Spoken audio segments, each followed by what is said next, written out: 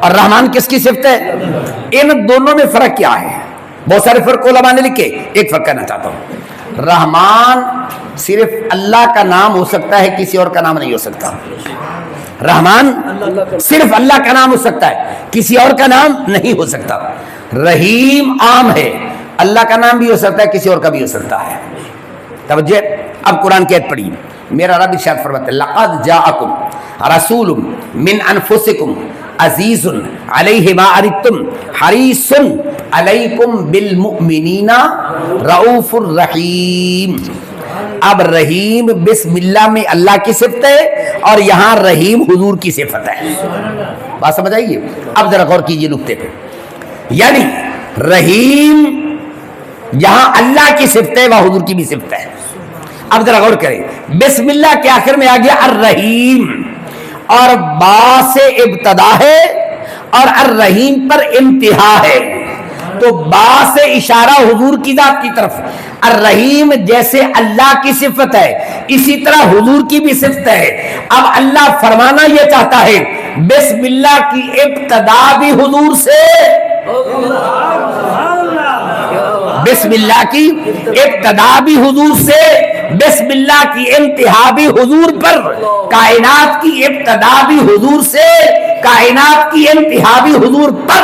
نہ مصطفیٰ سے پہلے کوئی نبی ہو سکتا ہے، نہ مصطفیٰ کے بعد کوئی نبی ہو سکتا ہے، اول بھی مصطفیٰ ہے اور آخر بھی مصطفیٰ۔ اب آگے بات سمجھ میں؟ اب یہاں چونکہ کثیر تعداد میں تو علماء بیٹھے ہیں، پیچھے سے غلطیاں نہ پکڑے میری طالب علم، مجھے معاف کر دینا، کیونکہ با سے اشارہ حضور کی ذات کی طرف کیسے ہو گیا؟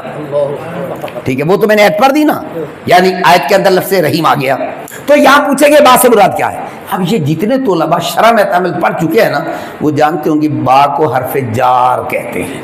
کیا کہتے ہیں؟ جار کا معنی ہوتا ہے کھینچنے والا۔ جار کا معنی کیا ہوتا ہے؟ کھینچنے والا۔ با کیا کام کرتی ہے؟ حرف جار بعد والے کو کھینچ کر پہلے سے ملا دیتا ہے۔ ہم کہتے ہیں نا جار مجرور مل کر متعلق ہوا فلاں کے، تو حرف جار کا کام کیا ہے؟ بعد والے کو کھینچ کر پہلے سے ملا دیتی ہے۔ بعد سے اشارہ حضور کی ذات کی طرف، آمنہ کے لال آئے ساری کائنات کو کھینچ کر، ساری کائنات کو کھینچ کر اللہ کے ساتھ ملا دیا، تاکہ پتہ چلے با سے اشارہ مصطفیٰ کی طرف ہے، یہ کائنات کو پکڑ کے اللہ کی بارگاہ تک لے جانے والے۔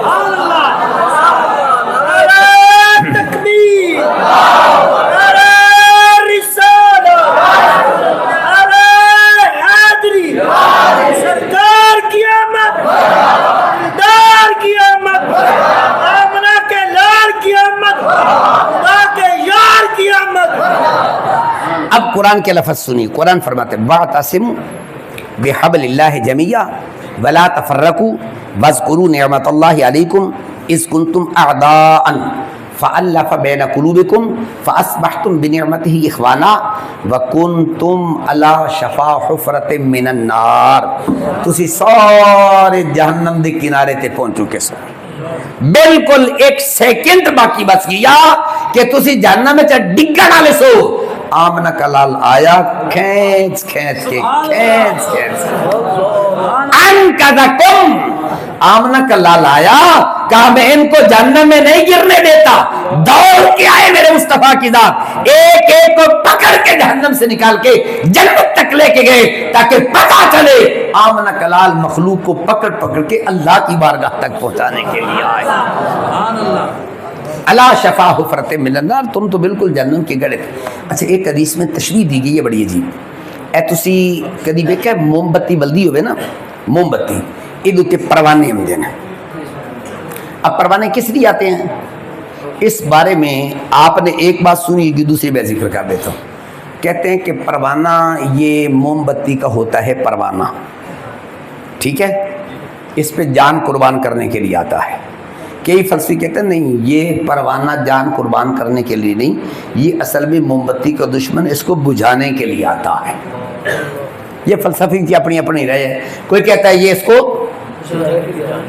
بجھانے کے لیے، کوئی کہتا ہے جان کا نذرانہ دینے کے لیے، تو یہ فلسفیوں کی اپنی رائے ہے۔ تو حدیث میں تشبیہ دی گئی ہے، فرمایا جس طریقے نہ لکھ پروانہ اپنے آپ نو موم بتی دی اگ دے سامنے لے کے جاندا ہے بھئی وہ آدھا میری جان نکل جاوے، میں دا عاشق میں تھیں سڑ جاواں مر جاواں، فرمایا جس طرح وہ بالکل اپنے آپ کو آگ میں ڈال رہا ہوتا ہے اسی طرح بندہ بھی اپنے آپ کو جہنم میں لے جا کے کنارے تک پہنچ چکا تھا۔ اس پروانے سے حضور نے تشبیہ دی ہے، فرمایا ان کو کھینچ کھینچ کے پکڑ پکڑ کے میں نے ان اپنے غلاموں کو وہاں سے نکالا، اللہ تک پہنچا دیا۔ آقا کریم دنیا میں آئے اس انسانیت کو جو کبھی بتوں کے آگے جھکتی تھی، جو کبھی درختوں کو سجدہ کرتے تھے، جو کبھی سورج کو سجدہ کرتے تھے، جو کبھی ستاروں کو سجدہ کرتے تھے، جو کبھی چاند کو سجدہ کرتے تھے، اور کوئی کبھی کسی جانور کو سجدہ کر رہا ہے، آمنہ کلال جلوگر ہوا، فرمائے یہ پیشانی اللہ نے دی ہے بتوں کے آگے جھکنے کے لیے نہیں، بتوں کے آگے جھکنے کے لیے نہیں، کس کے آگے جھکنے کے لیے؟